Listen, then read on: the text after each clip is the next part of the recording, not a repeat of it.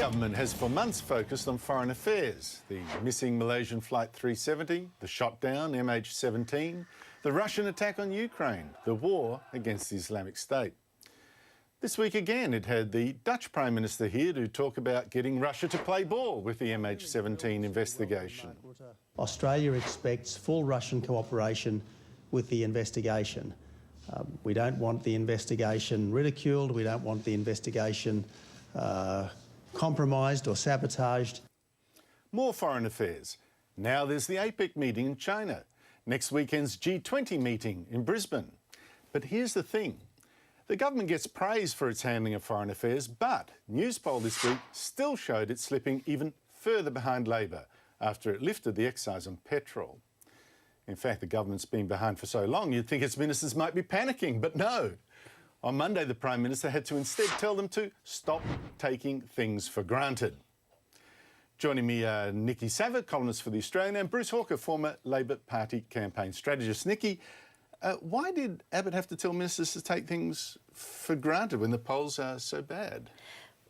I thought it was a very curious intervention, and very curious that he thought that, you know, the message should be spread through the pages of a newspaper as well. As in he or someone on his behalf briefed the Australian? Or people close to him. I mean, we don't know. It's useless to speculate on these things, but the fact that the message was then relayed so it could have wider public application.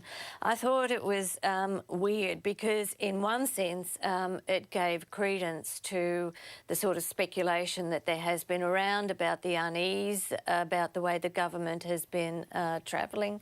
And it obviously showed that there was concern in the upper echelons of the government about the way it has been tracking. And of course, you know, you'd have to be a bit stupid not to be worried, given what all the polls are showing.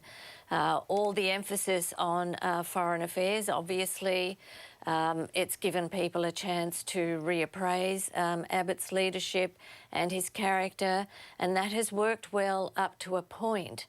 But for the government to truly succeed, it has to own the economic space, and that hasn't happened yet. And with APEC and the G20, I think the responsibility is on the government to relate that back to the Australian economy. Why are these forums and why are these outcomes good for Australia? What can we get out of them? But Bruce, that's all responsible, you know, free trade, all that. Abbott has to do that. You can't not do it. Abbott has to react to the Malaysian flight shot down. He has to react to jihadism. I don't think that's at issue, but it's not translating yet into votes at home. Yes, all that foreign affairs stuff is part of that intricate dance that everybody engages in at that level of politics. And you know, while it does give the Prime Minister an opportunity to demonstrate that he's a leader and can mix it on the world stage, if he's not really dealing with those fundamental issues about how tough this budget, for example, is on the lives of ordinary Australians and trying to sell it, then I think he's going to continue to suffer in the polls. My personal view all the way along has been he tried to bite off far too much in that budget in one go, and now he's been forced into something of a backtrack. It's not pleasant. It's rather unedifying when you have to sit down and deal with the Palmers of the world, but he's going to have to do something to save the budget, and he has to come back to that domestic issue. On the other hand, you know, this is the first year of the government. We're just going into the second year now. There's 3 years. Normally, governments do try to get most of the messy stuff out in the first 12 months so that they can move more seamlessly into campaign mode in the second half of the campaign. The problem is some of the measures that he's looking to introduce, for example, the excise on fuel, which is already in now, will increase in the second and third years. So there'll be a greater impact on some of these domestic slugs that people are obviously very unhappy with in the second and third years of his government. Why was the Dutch Prime Minister Mark Rutte here this week? Well, I guess in one sense showing solidarity with Australia in pressing the Soviet Union, or Russia rather, Putin, on... It's an understandable mistake. Understandable mistake. It's very hard now to draw distinctions between the two, the operations of the two. But anyway, to give, I think, in some ways, moral support to Abbott as he presses Putin for at a meeting tomorrow, the alleged shirt front meeting. Yes, robust discussion now. It's funny, though, Bruce, you know, I see the left, I see some of your former colleagues mocking Tony Abbott about he's going to shirt front Putin. Oh, where is he going to do it? How's he going to do it? He's insulted the Russians. You actually saw Julie Bishop yesterday, the foreign minister, having to answer speculations from the journalists. Oh, it's damaged Russian relations. Do you think something being missed here? 38 Australians died. Wouldn't it be a scandal if the Prime Minister wasn't crazy, angry about that and wasn't demanding answers? Yeah, but is he going to shirt front Putin now? It seems to me that if he is going to be doing it, it's going to be a much milder form, probably behind. Well, it's a verbal shirt front, not a physical shirt front. Well, of course, we all know that. I think he's got a little surprise. I think he's got a little surprise. Can I just say if he goes through with something, he's got a little surprise for Putin that I think you might find. Well, it'll be interesting to see what he does, but I think the politics of machismo can actually play both ways. He still does have to make it. It's standing up for Australian dead. But it was sort of, we're going to go out there like on a football field. You're doing it again. I know that's very popular, but he still has to deal with Putin in Beijing and in Brisbane in a sensible way. That's true. And that's also what about I don't leadership. understand is why the left doesn't share Tony Abbott's anger about 38 people being blown from the sky and instead go on, oh, you're not going to shirt front him, are you? I mean, what is that? Well, is he going to shirt front him or not? But the point is... It has been. Look, no one out there, apart from some lunatic, who's probably under a rock somewhere, thinks anything other than what happened to those poor people over the Ukraine was absolutely appalling. That's where the conversation should be. Can I just ask too, APEC, right? It looks like they're talking about free trade. I don't know exactly whether we've got anything to hope for from this. More seems to be hopeful from the Chinese free trade deal. It looks like on the verge of being signed. That sounds to be rather a coup. I think it will be a massive coup. And the Americans apparently are saying that if Andrew Robb can pull this off, he will probably be regarded as the world's best trade minister because he's already done agreements with Korea and Japan and now if China. Doubling of the live cattle export? A million head of cattle a year to China worth $1 billion. And that is not actually part of the free trade agreement. So out of the FTA, you would expect a lot more. And people are very hopeful about the flow-through effects to agriculture, to financial services, to business. It's a huge story. It's huge. It's massive. But this is the challenge for the government. To sell these things. To sell it as, what a boost it will be for the Australian economy. Except, of course, there's a thing here, isn't it? The Chinese are coming. They're going to have that problem. Well, but this is the story that they've been pushing so hard, making sure that they don't sign up to to the Chinese bank that they're creating to help development across Asia, pretty much probably at the insistence of the Americans. So if Rob can actually bring this free trade agreement off, it'll be interesting because in many ways Tony Abbott has been swimming against the stream when it comes to China. He's spent a lot of time cozying up to the Japanese rather than the Chinese, and that doesn't go unnoticed on Beijing. I think he's been trying to do There doesn't seem to be too much angst on China's part over the bank from what I can gather anyway in the discussions, excuse me, that have been taking place there. OK, more after the break. Parliament launched his campaign for Victoria's state election. Parliament United and our senators in the Senate have made a difference at a federal level. I think that's an example of what can be achieved here in Victoria. But what a clown show. Palmer didn't announce any policies or any candidates. Maybe he was too busy just trying to stop his party falling apart.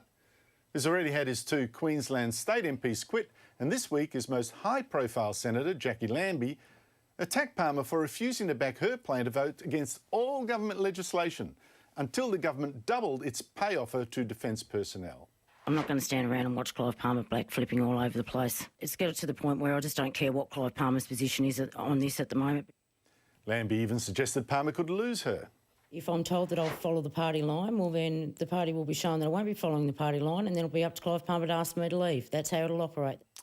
I'm back with Niki Savva and Bruce Hawker. Will the Palmer United Party, well, United sounds a joke now, will the Palmer Party fall apart? I think it's looking very shaky, I've got to say. And you know, she's certainly a professional opportunist and oppositionist, as to some extent he is too, but he's having to do the business of trying to do deals with governments and oppositions, and she's just standing back and making these sort of declarations. To me, she's just channeling Pauline Hanson. Every time I see her, I think that. And it's hard to know who you feel less sympathy for, him or her. But it undercuts him, doesn't it? Because Palmer now can't, in his negotiations with the government, say he can trade Lambie's vote. She's got him by the short and curlies. She has the whip hand on this issue. And over the party. And over the party. And if he wants to maintain his influence in the Senate, he has to find a way of keeping Jackie in the tent. Now, that's probably going to be easier said than done. I think she is so unpredictable and irrational and erratic, irresponsible, and any of those. All the eyes. All the eyes. The eyes have it. Except ideological. But Palmer also has other trouble, of course, Bruce. Court documents this week showed he took $6 million from his Chinese partners meant to operate their port and gave it to his party before the last election. Palmer says he did nothing wrong. That said, I doubt that this man will be re-elected. In fact, I think he's got severe problems in front of him. Well, I'm not going to try to preempt any court case, and that'll play out. What he does have, though, and this is an issue for Lambie too, is that notwithstanding all that, he still has considerable wealth. Now, whatever happens... Well, if he had considerable wealth, does. Why did he need this money for his party? Well, I think he does, and I'm not going to speculate on whether or how he spent money on that last campaign. But Lambie will need his support if she's going to have any chance of getting back at the next election. Because the only reason they won last time around and won his seat was that they spent millions of dollars on But he won't be around probably for that. Well, or he had a reasonable amount of credibility. I mean, he sounded okay. Plausible to but he some. no longer sounds okay, and he looks dishevelled. And he looked terrible in that clip you showed. Terrible. He looks shabby. It's all One Nation all over again. It's exactly the same thing. I think they're a more destructive force. I think it's But listen, about the issue that Jackie Lambie has staked her ground on, which is the government giving only 1.5% pay rise to the Defence Forces, less than inflation, effectively a pay cut over time. The Abbott says that there's no money. Labor says, there should be money. Abbott even says that the rest of the public service is going to face the same. What do you think? Well, I think it was a piddling pay increase for the Defence Forces, and I think the government is very vulnerable on this point. So while, yes, there is no money, I think they probably could have and should have at least given a 2% pay increase that would But that means to the public service as well? Not necessarily. A special case... How can you quarantine it? A special case can always be made for the Defence Forces, especially... And then a special case for nurses? Especially if you're and a special case for teachers and a special case for... especially if you're recommitting to another conflict. A mean-spirited government. But meanwhile Australians in private industry are finding their living standards going, and they've got to pay their taxes to see public servants. You're talking about people who are defending the nation. You proselytise about this all the time, Andrew. Hey, you're no longer a Labor candidate. Yeah, all the time. You're talking about how important it is that we see off this jihadist intervention in the Middle East, and you're right about that. And we should be paying our forces the right money for it. The books have to balance. We should be paying them decent money to do the dirty work that has to be done. We're all agreed about that. The question is the pay rise. In Victoria, where Palmer was launching this campaign, Labor looks like making the Napthine government there a one-term government. Why is that? I spoke to about 6 or 7 people during the week in preparation for writing a piece, and still after that it was very hard to get a fix on why the Napthine government is travelling so badly. A lot of it goes back to Baillieu and the way he approached it in the early days. Do nothing. Do nothing. Explain nothing. Explain nothing. Didn't pin the blame on Labor for the state of finances, for the infrastructure failures. The mothball desal plant. And they were all the way through. You've had Jeff Shaw, which has been destabilising, doesn't make the government look as if it's in control. They had a really good budget that Michael O'Brien brought down. It lasted 2 days till the federal budget came in and blew them out of the water. But they So shouldn't have been haven't so had vulnerable in the first place, Nikki. You see, Bruce, this is, I think, the lesson for the Liberals, that the Victorian Party is the most explicitly ideological. It won't stand for principles, it won't pick fights, even unpopular ones, and therefore there's no identity. What's it for? The thing with the Liberals, they don't even have their supporters excited about them. Well, certainly the Liberal Party has transformed in recent years at a federal level, and you know what you're getting with the Liberal Party, whether you like it or not. I don't know that that is the case in Victoria. That's right. On the other hand, but the other issue I think that has really plagued them is losing control of the Parliament. I think once you lose control of the lower house, as we saw with Gillard, but also as we saw in New South Wales when I was in opposition with Bob Carr, when Greiner and Fay lost control, is that the public start to lose their faith in the government, and the government has to do deals. It loses inertia. It doesn't have to be like that. Steve Braxton, Victoria, minority government, made a success. Queensland Labor has done it, made a success. Yes, it's curious, isn't it? But they seem to have got South themselves Australia in making this a terrible success. mess And it's close not to as an if election. Daniel Andrews They've is lost a all star inertia. performer. It's not Have as a if look at people his know links to the what Daniel CFMEU. Andrews... Have a look at his links to the CFMEU. Big scandal. I think that should be an issue in the next three weeks. Just before we go... Not enough time. No, that's true too. Oh, is he Barack using that? Obama is a bit Whitlam-esque as well. Big schemes like Obamacare, big dreams, stopping global warming, and poor delivery. This week, his Democrats were thrashed in the midterm elections. Sea of red, Republican red, you know, only the coastal areas. What is it about sea breezes and Democrat votes? But anyway, thrashed, leaving the Republicans control the Senate, the House of Reps, and most of the governors. What happened? Well, I think one of the big problems they've had, of course, has been an obstructionist Congress. They've really struggled in the White House to get through the Congress, the sort of packages that they want to get through.